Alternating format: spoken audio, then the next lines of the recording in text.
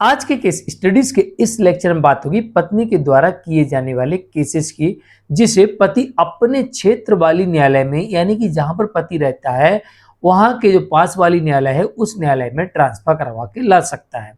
ऐसे जजमेंट्स देखने को मिलते हैं। ऐसे कई जजमेंट आ चुके हैं जिनमें कहा गया है कि पत्नी के द्वारा लगाए गए केसेस को पति अपने क्षेत्र वाली न्यायालय में ट्रांसफर करवा सकता है। दूसरे ये भी इस तरह के जजमेंट भी देखे गए हैं कि उनमें यह कहा गया है कि पति को न्यायालय आने की आवश्यकता नहीं है। अपने घर में बैठकर, अपने ऑफिस में बैठकर, विदेश में बैठकर वहां से भी अपने केस की सुनवाई को पूरा कर सकता है। उसे न्यायालय आने की आवश्यकता नहीं होगी। अब क्यों नहीं होगी और किन वजहों से पत्नी के केस पति के क्षेत्र वाली न्यायालय में ट्रांसफर होते हैं, आप आज के केस स्टडीज के इस लेक्चर में डिटेल में बताने का प्रयास करेंगे और साथ में आपको यह भी बताएंगे कि आमतौर पर यह देखा जाता है कि पत्नी पति के द्वारा किए गए केसेस को अपने क्षेत्र की न्यायालय में ट्रांसफर करवाने का प्रयास करती है। और जब पति हिंदू मैरिज एक्ट के अंतर्गत केस करता है, चाहे साथ रहने का हो चाहे डाइवोर्स का हो, तो ये इस केस को बड़ी आसानी से ट्रांसफर करवा भी लेती है। कई बार देखा गया है केस ट्रांसफर हो भी जाते हैं। लेकिन यहां पर पति को सबसे बड़ी राहत है कि पत्नी के केसेस पति के क्षेत्र के न्यायालय में ट्रांसफर हो जाएंगे या फिर पति को कोर्ट जाने की आवश्यकता नहीं पड़ेगी। घर बैठे ही पूरी केस की सुनवाई हो जाएगी। तो चलिए आपको उन जजमेंटों के बारे में डिटेल में बताते हैं कारण सहित। जय जनेन्द्र, होमकेश जैन। वीडियो को लाइक और शेयर कर दीजिए और इस तरह के जजमेंट्स पाने के लिए, जिसमें लगभग आपको 200 जजमेंट्स मिलते हैं, या अन्य किसी जानकारी के लिए दिए गए नंबर पर आप हमें संपर्क कर सकते हैं।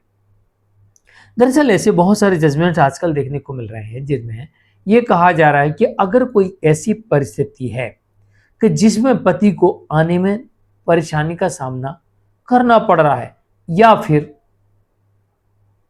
फिर कोई अन्य ऐसी समस्या है जिसमें पति बेरोजगार हो सकता है, तो इन परिस्थितियों में केसेस को ट्रांसफर किया जा सकता है या फिर वीडियो कॉन्फ्रेंसिंग के जरिए उस केस में सुनवाई की जा सकती है और पति को न्यायालय आने से छूट मिल सकती है।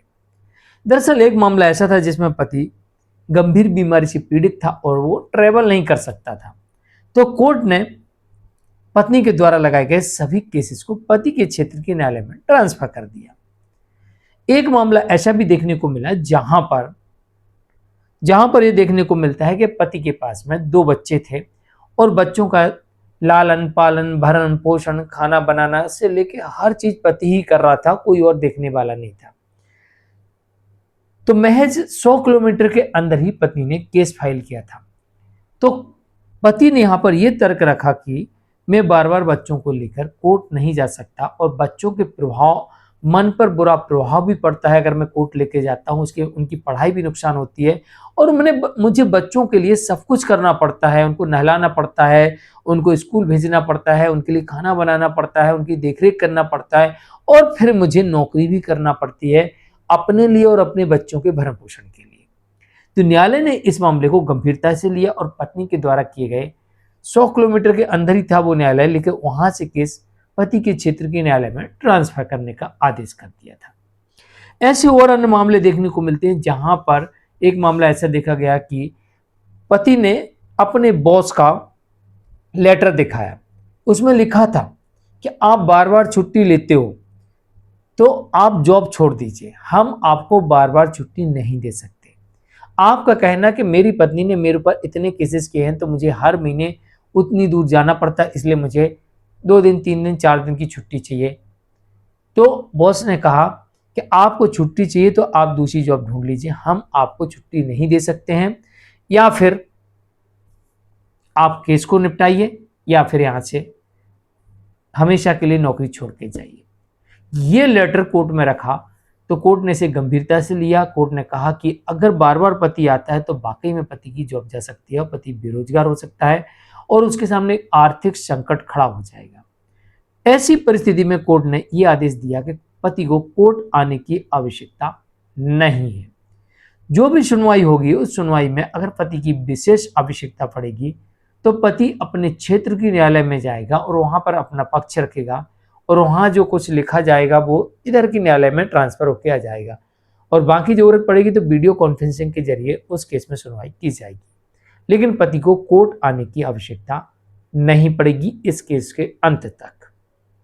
तो ऐसा भी आपके केस में हो सकता है। तो परिस्थितियां अगर आपके केस में ऐसी हैं तो उसमें आपको, या आप विदेश में है, एक मामला ऐसा देखने को मिला कि पति आउट ऑफ कंट्री था, तो कोर्ट ने कहा बार बार नहीं आ सकता, वो बार बार नहीं आ सकता, हर पेशी पे नहीं आ सकता है, जो भी उसकी आवश्यकता है वीडियो कॉन्फ्रेंसिंग के जरिए इसमें सुनवाई की जाए।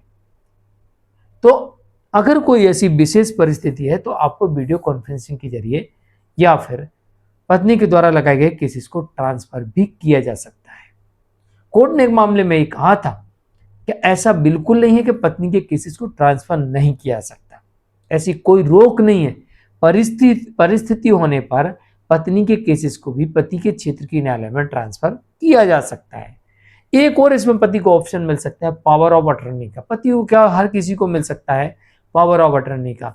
आप चाहें तो अपने केस में पावर ऑफ अटर्नी का प्रयोग कर सकते हैं और किसी अन्य व्यक्ति को पावर दे सकते हैं, वो आपके केस में अपना पक्ष रखेगा और जब आपकी आवश्यकता होगी तब न्यायालय आपको बुलाएगी, बाकी आपको नहीं जाना पड़ेगा। तो ये थे कि आप पत्नी के केसेस को अपने क्षेत्र के न्यायालय में ट्रांसफर करवा सकते हैं, वीडियो कॉन्फ्रेंसिंग का आदेश ले सकते हैं, साथ ही पावर ऑफ अटर्नी का आदेश भी न्यायालय से ले सकते हैं। अगर ये मिल जाता है तो आप इन तीनों में से कोई विकल्प चुन सकते हैं। परिस्थितियों के आधार पर न्यायालय ऐसा निर्णय दे सकती है। आज के लिए इतना ही। मैं मुकेश जैन, नमस्कार।